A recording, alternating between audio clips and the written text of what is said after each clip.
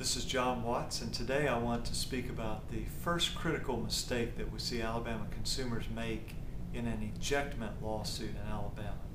And an ejectment lawsuit is the third stage of a foreclosure, and that is where the mortgage company has sued you saying there was a valid foreclosure and you have refused to leave the property. So they want the court to order you to leave the property, and normally to award damages for you being in the property. Now, the first critical mistake that we often see made is failing to answer that lawsuit. And when I say answer, I mean to respond in court, to file in court a response to that complaint, either admitting or denying what is said in that complaint.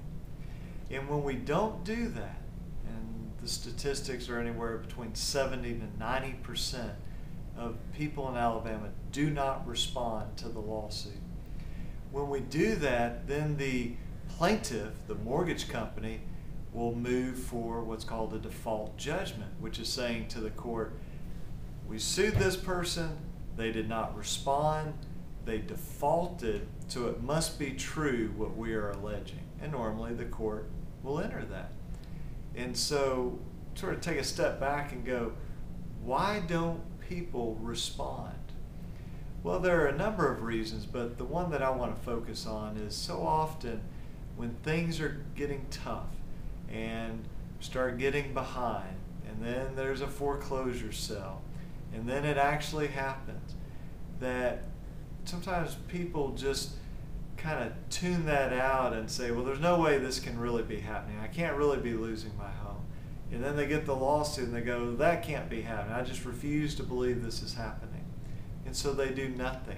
The foreclosure sale may be improper. There may have been fraud. There may have been a company suing or doing the foreclosure that's now suing that had no right to foreclose. But if we don't answer, none of that will be brought up. The judge will never get to consider that.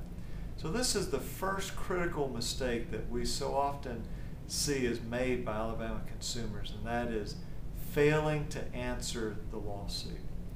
So I hope this video has been helpful. If you have any questions, feel free to call me, 205-879-2447, or go to our website, alabamaconsumer.com.